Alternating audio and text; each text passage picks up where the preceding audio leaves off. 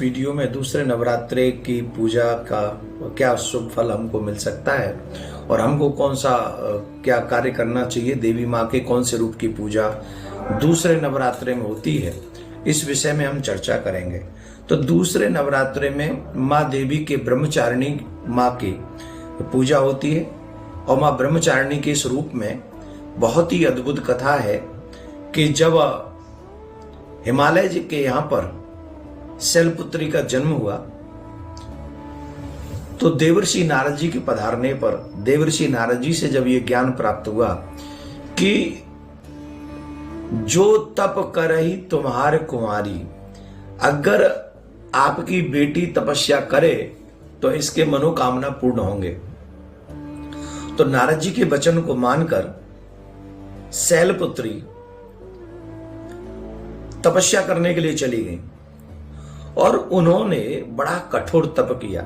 एक बात यहां पर नोट करें, जीवन में बुरा समय आने पर कभी भी अपने चित्त को भटकने नहीं देना चाहिए, बल्कि अपने जीवन को संयमित मार्ग पर ले जाकर, आराधना के मार्ग पर ले जाकर, उपासना के मार्ग पर ले जाकर, सही दिशा दिखाकर हम लोग उस बुरे समय को निकाल सकते हैं और अच्छा समय आने पर एक प्रगति प्राप्त कर सकते हैं। राजकुमारी होने के बावजूद भी अपने गुरुदेव की बात को माना देवी ने और तपस्या करने के लिए चली गई और वो ब्रह्मचारिणी के नाम से विख्यात हुई।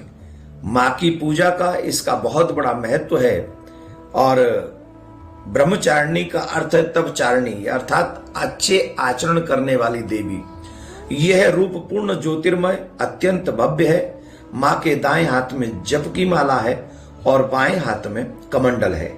अब सुने तप कैसा, कितना कठिन किया था।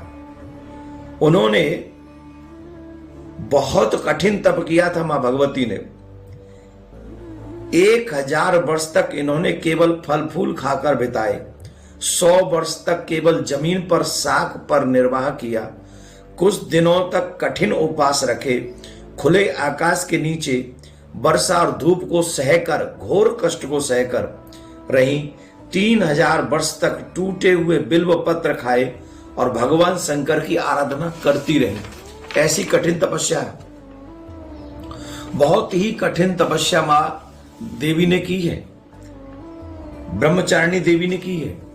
इसके बाद उन्होंने सूखे बिल्व खाना भी छोड़ दिया और कई हजार वर्ष तक निर्जल और निराहार रहकर तपस्या करती रही।